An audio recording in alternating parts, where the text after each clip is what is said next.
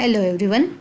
Today we will be seeing how to compare means of either two populations or mean of single population with the standard value or something like paired t-test in the multivariate setup.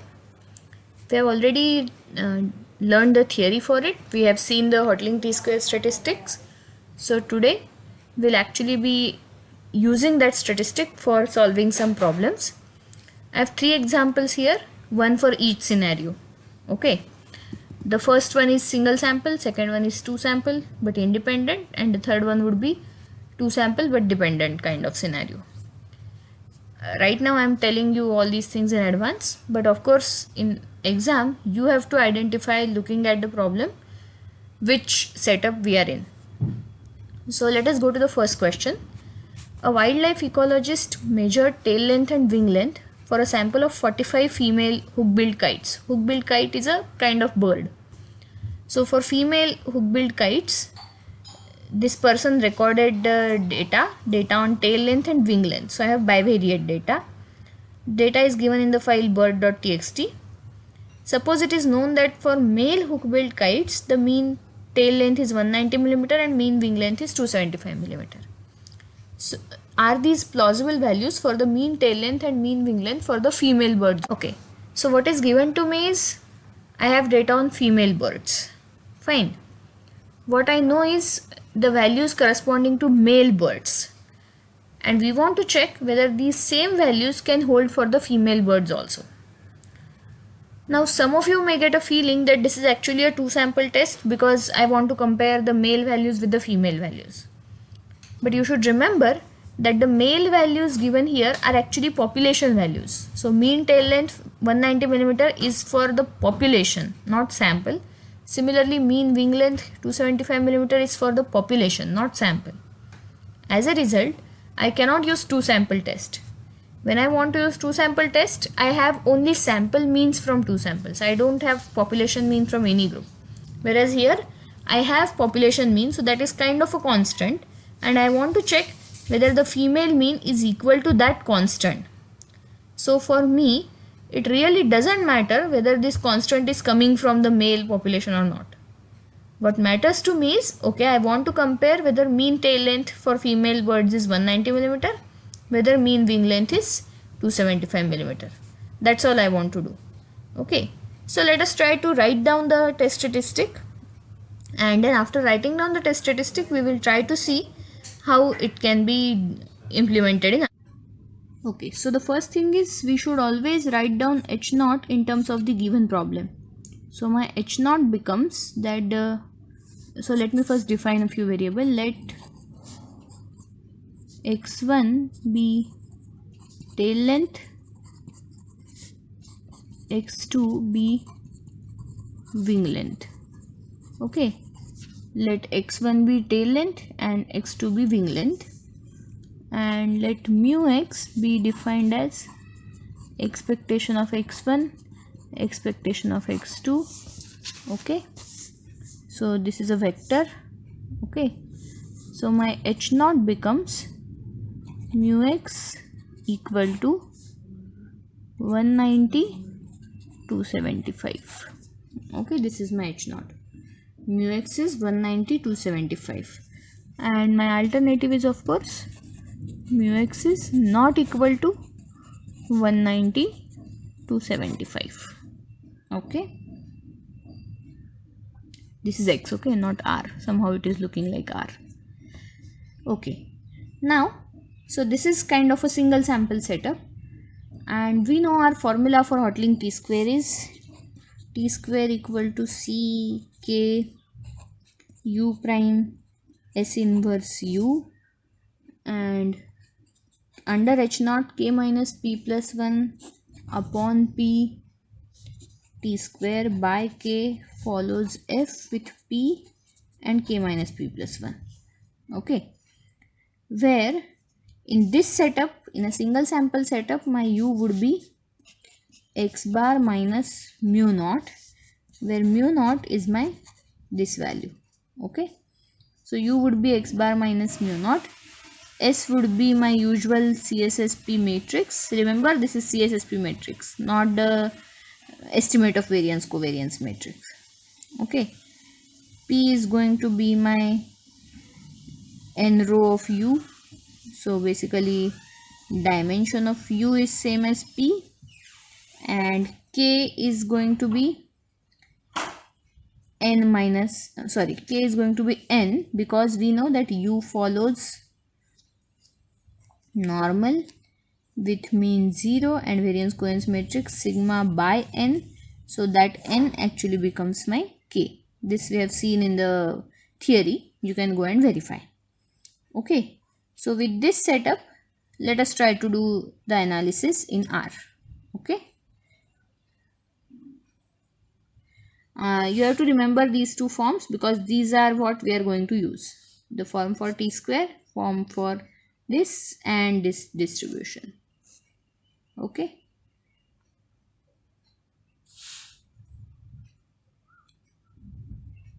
Okay, so let us now do this thing in R. For that, let me first just show you the data set. How does it look like? So my data is bird. So the first column is giving tail length, second column is giving wing length. Okay, so let me import that data in R. My path is this bird.txt. Okay, so let d be read dot table. Let me give the path here. We need to change the slashes.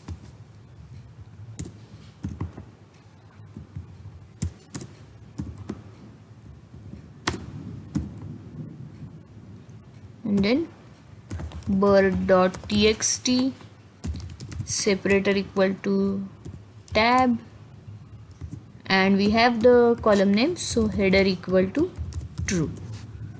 Okay, let us see if this works. Okay, I didn't get any error at least. So let me check the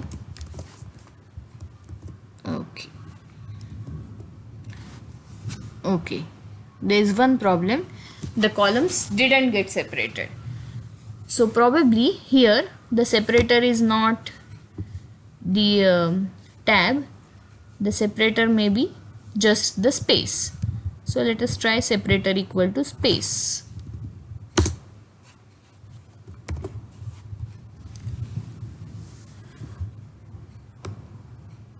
I'm not giving row names anyway. So okay, so for space you are not supposed to give space, you are just supposed to put two empty brackets. Now let us see what happens. Okay, so now I have the correct data. This is tail, this is wing. Okay, so this is D. Now I have to compute U. My U is going to be x bar minus mu naught. So for that I need to define mu naught first. My mu naught, that is the hypothesized value, is 190 and 275. This is my mu naught. Then I have to define x bar, or we also call it O bar. So x bar is my sample mean of the data. So call means of D. X bar is call means of D. You can print x bar. Okay, so this is actually the sample mean. My U is going to be x bar minus mu naught. This is by mu. Now I need S.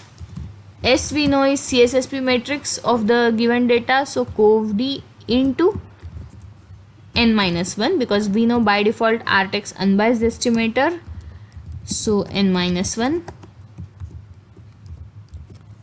So I can print my CSSP matrix. This is my CSSP matrix. Please remember, we have to take S, not covariance, so you need to multiply by this factor if you are using cov. Okay. My P is going to be same as length of U. So my P is 2. Okay. My P is 2. and okay, I think now we have everything. K, yes, of course I need K. K is N, so it is 45. Okay, so we can now compute the t-square statistic by the formula that we saw just now. The t-square statistic would be, let me call it TSQ. So it is C into K.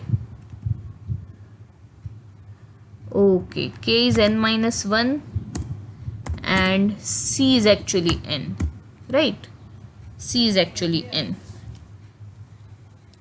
So I need to make that correction in the earlier file. Okay, because my theory says U follows NP 0 sigma by C. So C is N. Okay, go back and correct it. So C K U prime, so transpose of U S inverse, so solve of S U. Okay, if we don't want to get into the dimension issues, we can set dimension of U as what we want. So we want P cross 1 column, so we will set that as this. The dimension of U is this. K is N minus 1, C is N. K is actually degrees of freedom of the Wishart distribution for the CSSP matrix. So K is N minus 1. Okay, so I can print the t-square statistic. Its value turns out to be this. But for comparing this with F, we need to first multiply by the required constants. So that is K minus P plus 1. So let me call it, TCal, the calculated test statistic. So K minus P plus 1 into T square divided by P into K. So P into K in the bracket, because both of them are in the denominator. So this is my TCal, calculated test statistic. It turns out to be 2.708. Okay.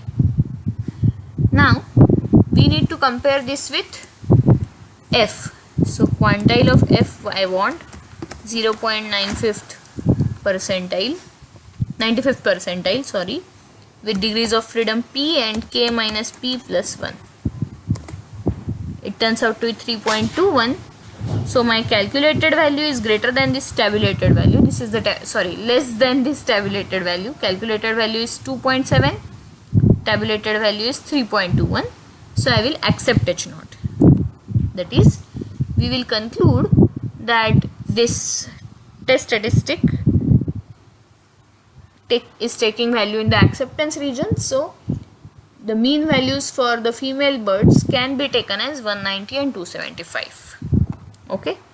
If I want to compute P value, I will do 1 minus PF at TCal with these degrees of freedom. So again P and K minus P plus 1. So the P value is 0.07. So actually we are kind of marginally accepting. So if it had been at 10%, we would have rejected. At 5%, we are accepting. Is it okay? So this is question 1. Now let me go to question 2. So question 2 says, in this study of the cost of transporting milk from farm to dairy plants, a survey was taken of firms engaged in milk transportation. Data involves cost of fuel, repair and capital, all measured on a per mile basis. So you have three variables: fuel, repair and capital. Data is given in the file milk.txt for 36 gasoline trucks and 23 diesel trucks. Test for the difference of the cost for two types of trucks on the basis of difference in their mean vector. So now it's very clear that I have two independent populations because my sample sizes are different. For gasoline I have 36 trucks, for diesel I have 23 trucks, and we want to see whether the cost for the gasoline truck, transportation by gasoline truck, is it same as the cost for transportation via diesel truck. Okay. Again we have seen in the theory that in such a scenario my test statistic is difference between the two sample vectors. So let mu g be mean transportation cost for the gasoline truck,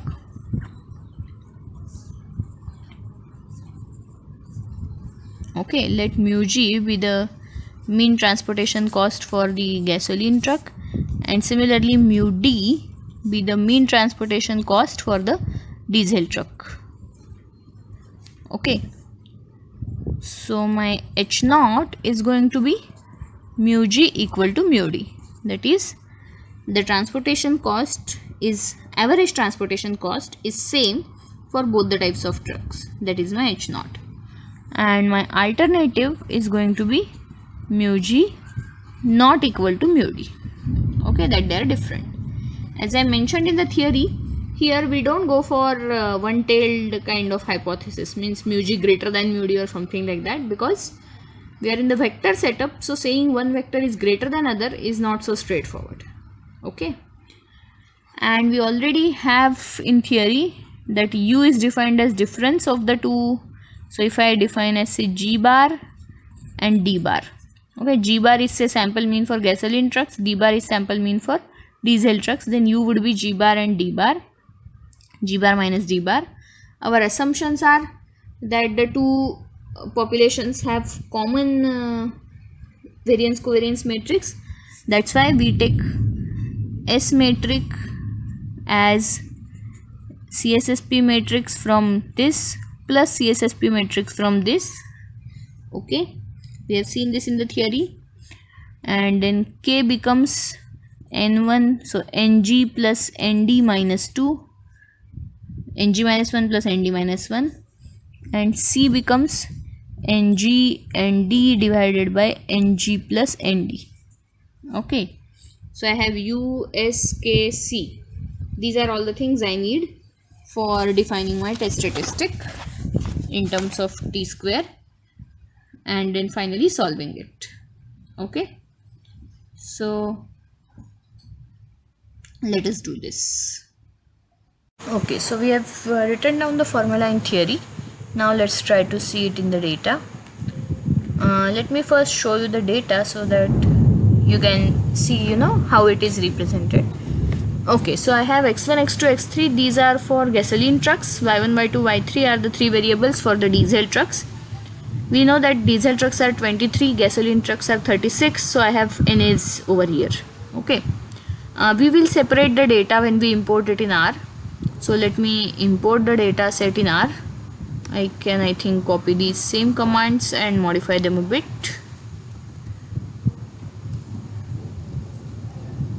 Okay, so instead of bird, now I have milk data.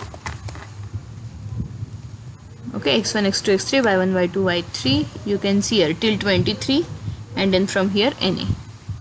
Using this, now let me separate the data. So gasoline data, let me name as GD, gasoline data. So gasoline data is the first three columns of my original D matrix, and diesel data is last three columns. Of course I have to remove extra rows, so I will take only first 23 rows. Okay, in fact you can actually go by is.na command, so that you don't have to count 23. You can just remove those rows which have na, but right now I am not going into it. Okay, now number of rows for gasoline data will give me sample size for it, and similarly number of rows for the diesel data.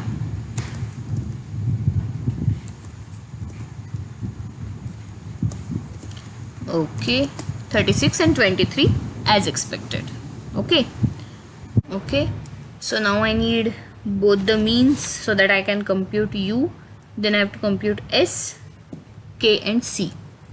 So for U I need both the means. So suppose G bar is call means of GD Okay. Similarly, I can compute d bar as call means of dd. Okay. Now looking at these sample means, do you feel that the H0 would be accepted?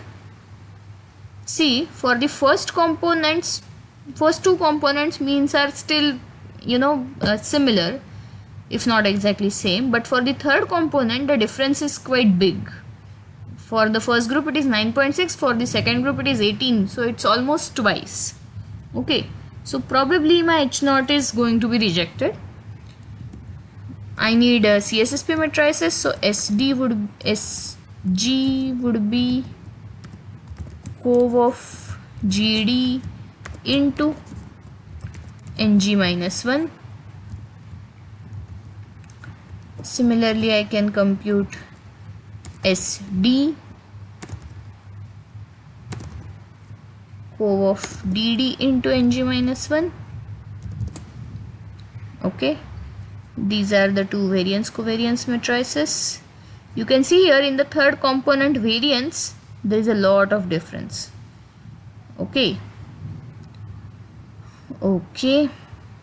and then I have to compute the combined CSSP matrix kind of thing, so it is SG plus SD. Okay, S is SG plus SD. This is how it looks like. Now I have S, I can compute U would be G bar minus D bar. Actually the order doesn't, I can have D bar minus G bar, that is also fine, because anyway my final test statistic is in the quadratic form, so it's kind of getting squared, so it doesn't matter whether you subtract D or subtract G. So this is U. You can see the same thing here, that the third component differs significantly. I can't say significantly unless I have p-values, but by quite large margin. So I have S and U. My K would be NG plus ND minus 2, and then my C is going to be NG into ND divided by NG plus ND.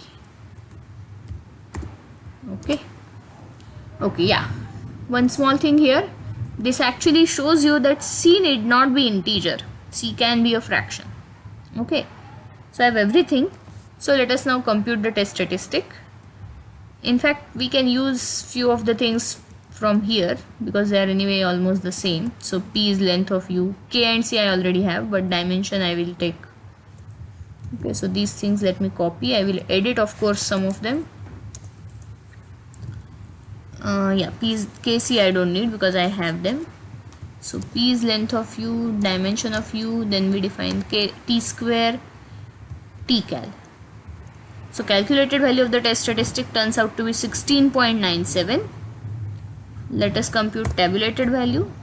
Tabulated value is 2.77. So you can see, it's strongly getting rejected. Okay, if you compute p-value, it gives you the same conclusion, that the null hypothesis is getting rejected very strongly. That is, the difference between the costs of gasoline and diesel trucks is very, very high. Okay, so here we finish our question 2. Let us go to question 3. Question 3 is about cork boring data. So cork is kind of deposited on trees, and we want to see whether the cork deposit is uniform in all 4 directions for any tree. So we have data on 28 trees. So let me show you the data set.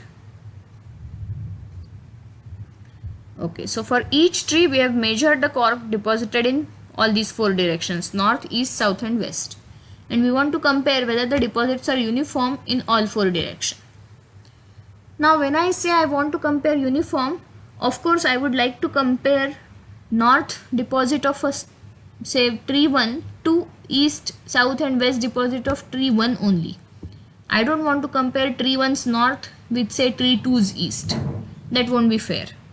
Okay, that is what makes this the case of paired samples. Getting my point?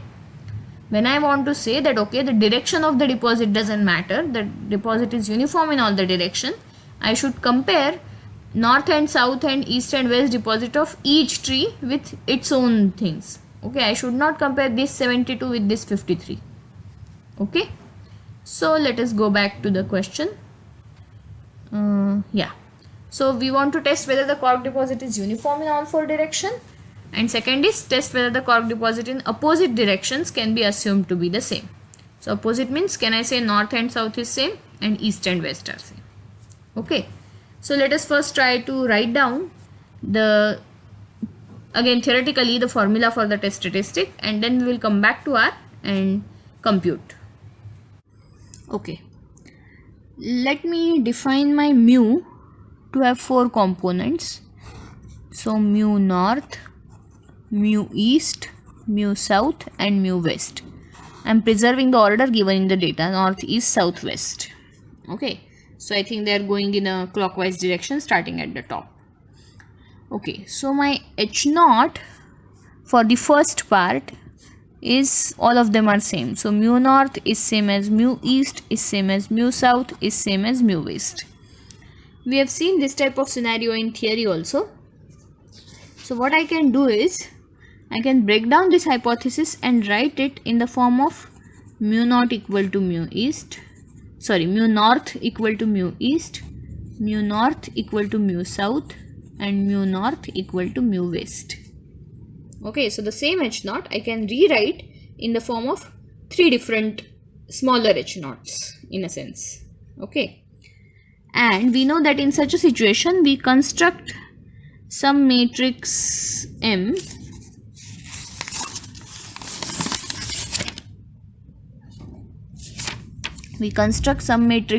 such that my null hypothesis becomes M mu equal to 0.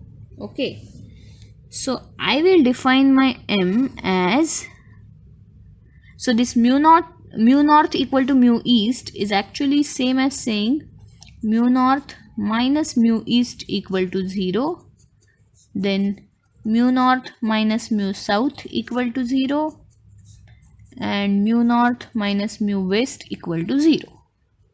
Okay, so these three hypotheses now I want to record in the form of M.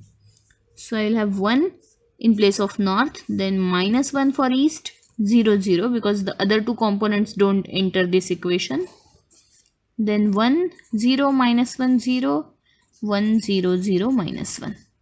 Okay, this becomes my M, and now my H0 can be rewritten as M mu equal to 0. Just check. If I write M mu equal to 0, if I take the product M mu, I am going to get exactly this part. Okay, you can verify easily, very easily. So if my H0 is this, my U actually becomes M times my Y bar. Y is the original data, Y bar, X bar, whatever. Okay, so this becomes my U, M times Y bar. Then my CSSP matrix becomes M original data S M prime. Okay, M original data S into M prime. K still remains N minus 1. K doesn't change. And C also doesn't change. C remains N. Okay. And now important thing is, my P is always length of U or dimension of U. So my P becomes, my M here is 3 cross 4. M is 3 cross 4. Y bar is 4 cross 1. So U is 3 cross 1. So my P becomes 3, even though dimension of my original data is 4. Okay, this is very important. Most of the times people take P as 4 because dimension of the original data is 4. But here my P has to be dimension of U. So my U is My bar, which is 3 cross 1. So P is 3. Okay. Once I have all these, then the test statistic is exactly same. So let us go to R. So let us again import the data by maybe same command. Now I don't need to split data here because it's actually paired kind of setup, so only one data set.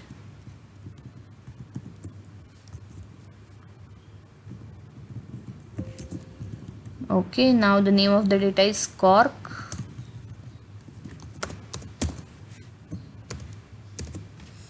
Okay, northeast, southwest. I need to compute y bar.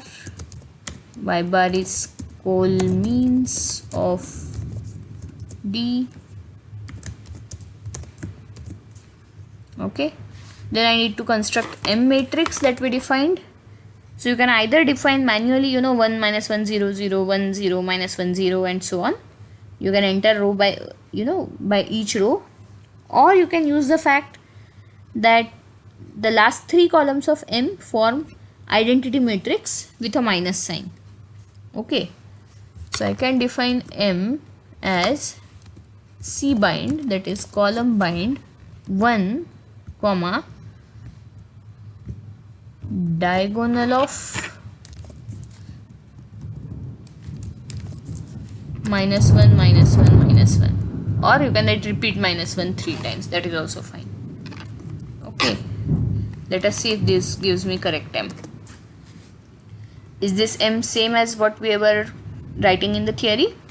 See, 1 1 1 and then diagonal of minus 1 minus 1 minus 1. So this is the diagonal matrix, and because it is C bind, it adjusts the dimension, so it automatically repeats this 1 3 times to match the dimension of this diagonal. Okay, that is one of the key features of R, that if the dimensions don't match, it repeats the smaller vector. Okay, sometimes it creates problem also, but because you may not realize that the dimensions are incorrect, because R would simply repeat. Okay,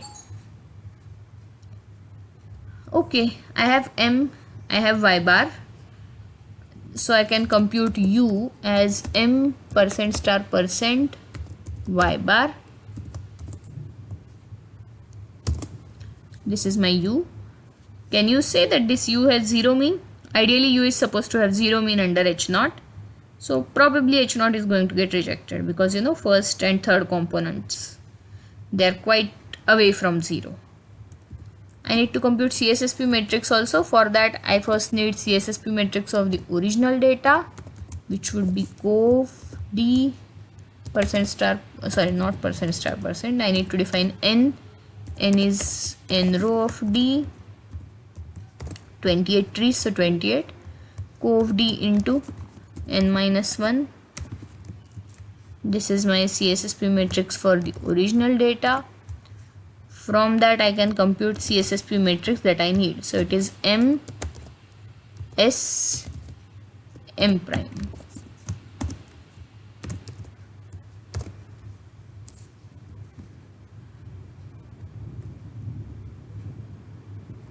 Sorry, SY. Okay, M S Y M prime. Okay, so I have S, I have U. Now I need K, C and P. So K is N minus 1, then C is simply N, and P I need, so P is same as length of U. Okay, that is 3. And now I can again copy the remaining part. Once I have everything else, rest of the things are same. So from here, dimension, then calculation of the test statistic, calculation of the tabulated value and p value. Okay, t square is this, calculated value is this, 6.401, tabulated value is 2.99, so again we are strongly rejecting. Okay, of course not as strong as in question 2, but still it is quite strong rejection. So we conclude that the cork deposit is not uniform in all 4 directions. So the next question is, okay fine, I agree that okay it's not uniform in all 4 directions. Can I at least say that it is same in opposite directions? Means can I say that okay, north to south is same, and north south is same, and then east west is same? Okay, Remember, I mean, just try to note that if my null hypothesis in A had been accepted, that is, the cork deposit is uniform in all directions, then I won't need to perform this test. Because if it's uniform in all four directions, I can directly conclude that it's uniform even in opposite directions, because this kind of becomes subset. But because now it is getting rejected in this, we would try to see, fine, it's not same in all four, can I at least say it is same in the pairs, north-south pair and east-west pair. So let us try to write down the test statistic again in theory. So we'll continue with the earlier notations. So now my H naught becomes mu north equal to mu south and mu east equal to mu west. Okay, so because my mu is north, east, south, west, I basically want these two to be same and these two to be same. Okay, so I can write this as mu north minus mu south equal to 0 and mu east minus mu west equal to 0. So I can again form my M matrix, but now it would be different. Mu north, so 1, then east doesn't contribute, south is with minus 1, 0, and then 0, 1, 0, minus 1. This is my M matrix. Okay, so my M is this, and then my H naught again becomes M mu equal to 0. Okay, H naught becomes M mu equal to 0. Okay, once I have H naught, I can compute U as M y bar. I can compute CSSP matrix as M sy M prime with with this new M, and my P now becomes 2 because my M is of order 2 cross 4, Y is 4 cross 1, so P is 2 cross 1. Sorry, U is 2 cross 1, so P is 2. K is still N minus 1, C is still N. Okay. So now you have U, S, P, K, C, and now the remaining part is homework. You can compute T square by exactly the same formula that we have been using. In fact, you don't need R, you can do it manually also because you already have Y bar with you. Now you have M, so compute everything manually. SY also you have. Just this matrix multiplication might take some time, but fine, it's not a big deal. 2 cross 4 into 4 cross 4 into 4 cross 2. So solve this and see what the conclusion turns out to be. Okay, we'll stop here. Thank you.